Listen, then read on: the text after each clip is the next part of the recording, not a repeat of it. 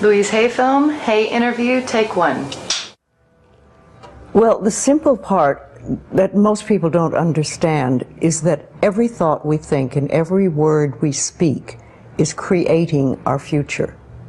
It's as though our thoughts go out into the universe and are accepted and brought back to us as experience. Now that is a very simple thing, but most people don't get it. They don't understand it. They've never heard it before and they think it's ridiculous.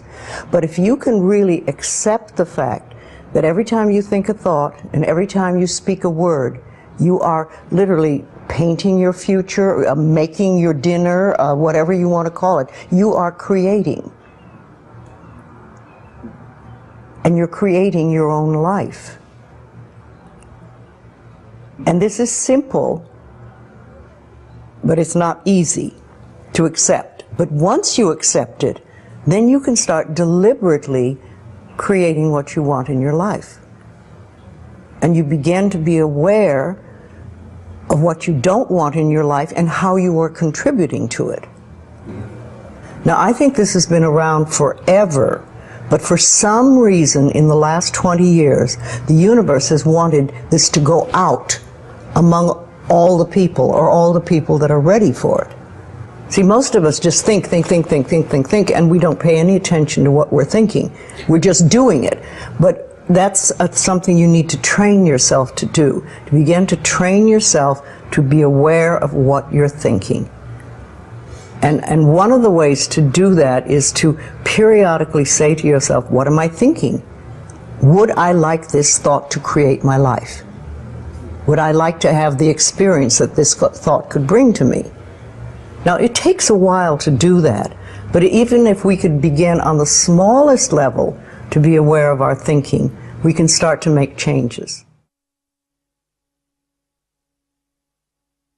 To begin with, you start by doing what we call doing affirmations, and that is making positive statements about your life that are positive.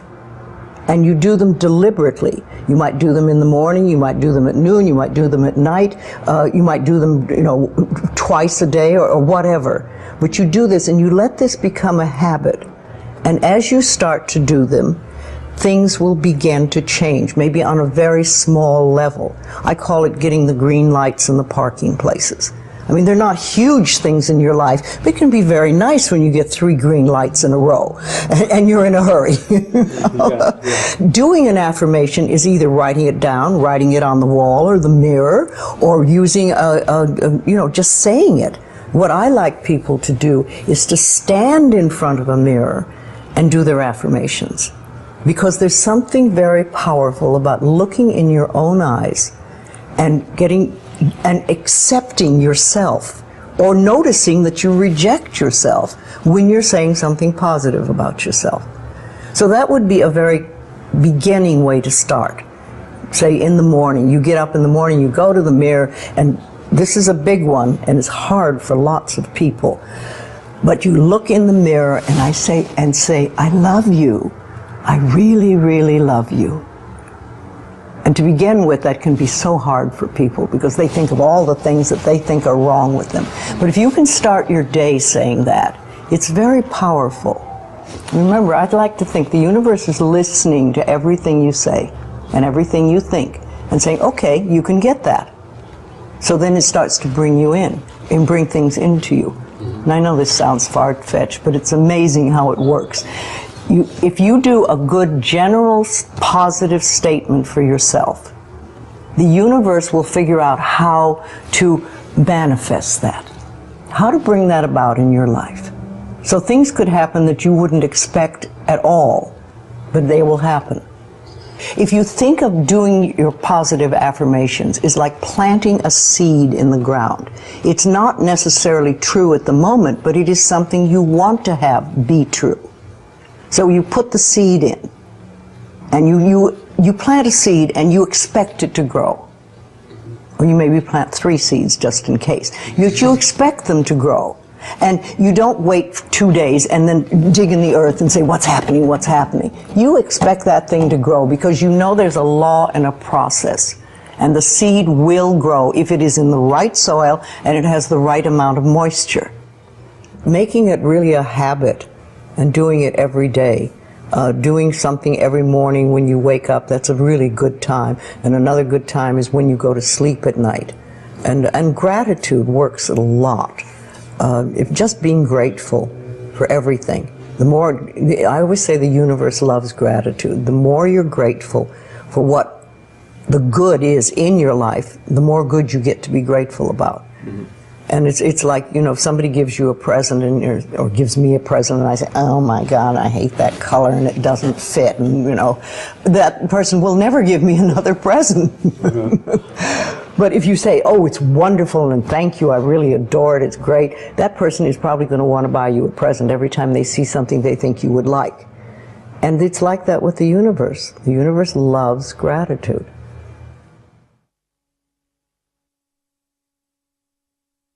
If you have very strong beliefs within you that you don't deserve good things in your life, and a lot of people have that, then there can be delays.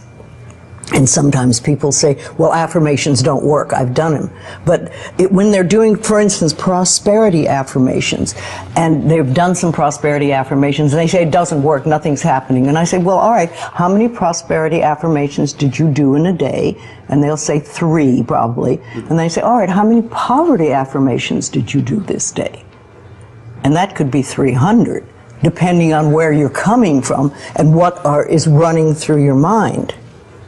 See, I have this, one of my thoughts about life is that only good lies before me. And I've been saying this for many years. So it doesn't really matter to me what happens in life, because I know it's going to be good. Well, there are lots of things you can do to help you become more conscious of what is going on. And because so many of our belief systems really are unconscious or subconscious, we're not aware of them. They're just things that were bred into us as we were children, is to take a little time to figure out what they are. And I always say a really good exercise is to take a big sheet of paper and write on top of it, say, what I think about men. And then another one, what I think about women, what do I think about money, what do I think about any subject you can think of. And just write all the things that come out of your thoughts. And whether they sound good or not, just write them down. And any one subject, if you just write them all down and then look at them and see how many are positive and how many are negative. And if you can take those negative ones and turn them around, make them into positive affirmations, then you can start clearing up what you believe about, say, money that is not positive for you, and or is keeping you from bringing money in. And you can do that with lots of things in your life, so you can really begin to realize what you do believe about these things. So you can't change your thoughts if you don't know what your thoughts are. There is a law of thinking, and we are beginning to learn about it. And it is like a computer. If you have this gorgeous computer put in front of you, and you don't know what to do with it, it's a piece of junk. But if you learn the language of the computer, miracles happen. And that is what the law of thinking is. When you learn how it works, miracles happen. What you think and what you believe, it's what will come true for you. Your thoughts create your life. It's that simple. And when we can get that, we can make enormous changes. Well, I think it really starts with realizing that you don't love yourself, that most people don't. Most people feel they're not good enough, that they haven't done it right, they won't do it right, they'll never be enough, and they're definitely not lovable. And when we come from that space, it's very hard to create things for ourselves that are really good. So in the early days when I worked with people, I used to fix this problem and fix that problem, and you'd have this a health thing, and we'd work on that, and we'd work on this. And one day I discovered, much to my amazement, that if I would help people learn to love themselves, to really accept themselves as they are, we didn't have to work on problems, because it was almost like a miracle. Everything seemed to fall away. It's a hard one for people because we grow up believing that we're not good enough and nothing is right. I remember lots of times I would ask people, well, what is really wrong with you? What have you done that is so terrible that you're not acceptable to yourself?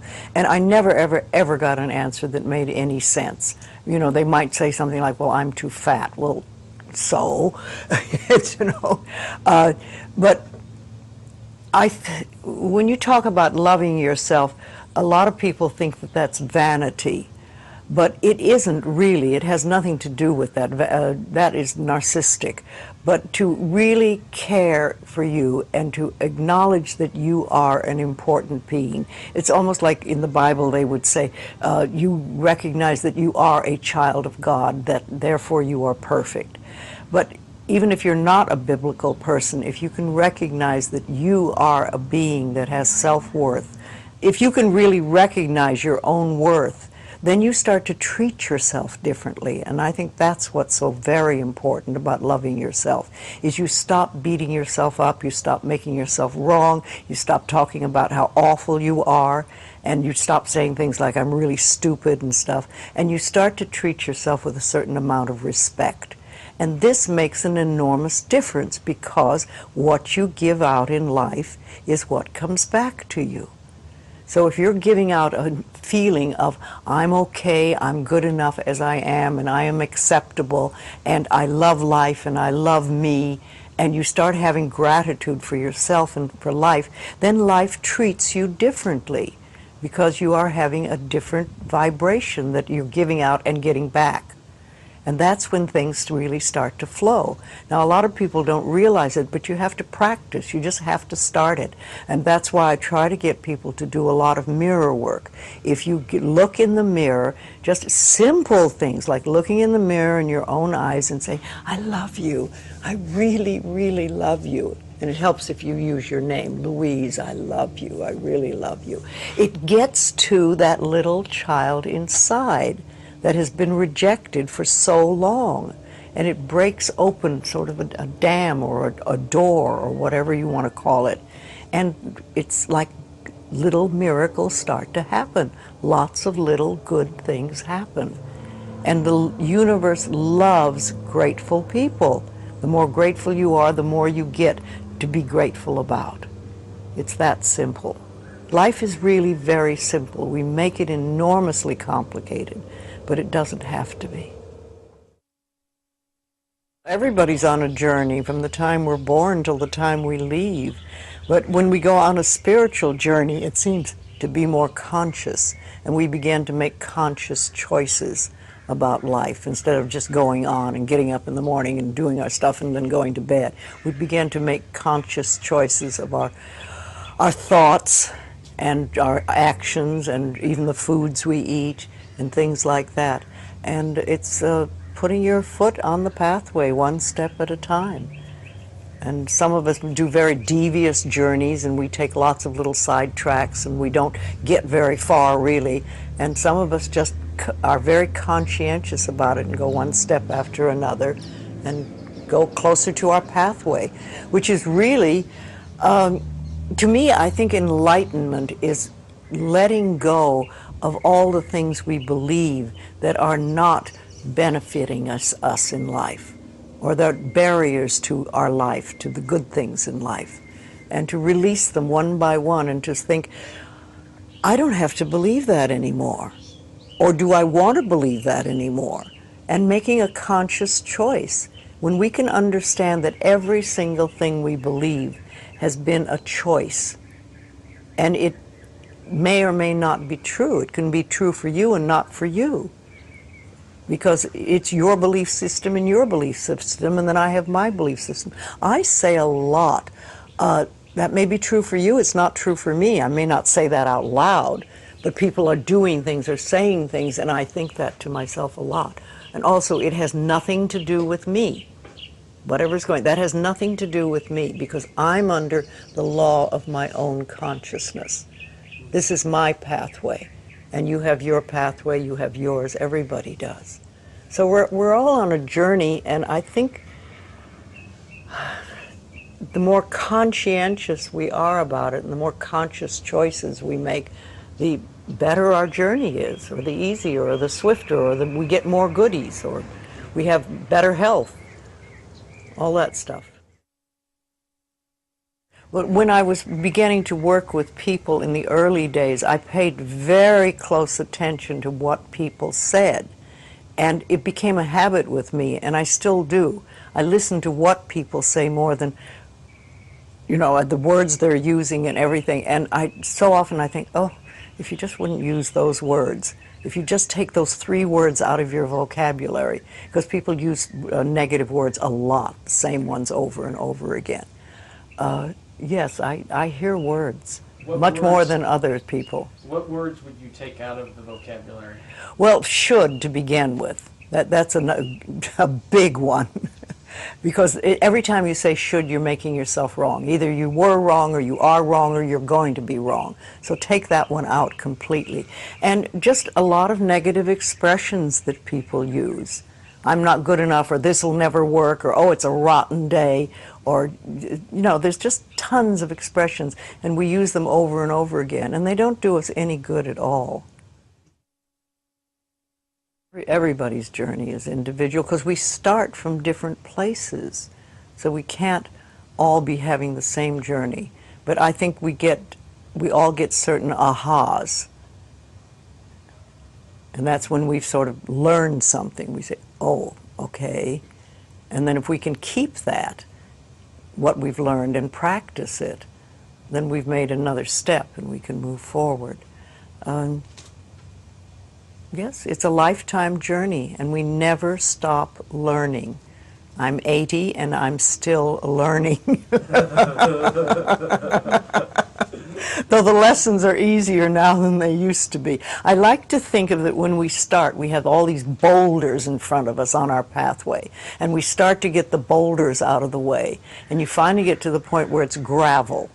And gravel you can handle, you know. And you can sweep gravel, and you can do things.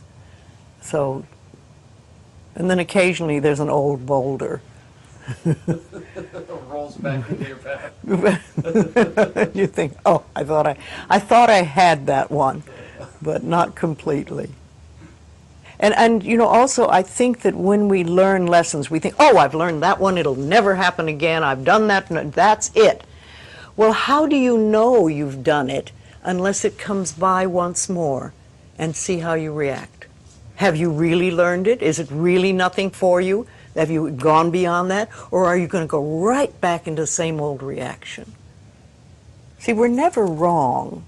That's what we need to learn that. We're always doing the best we can with the understanding and awareness and knowledge we have at that moment. I have a very firm belief that only good lies before me.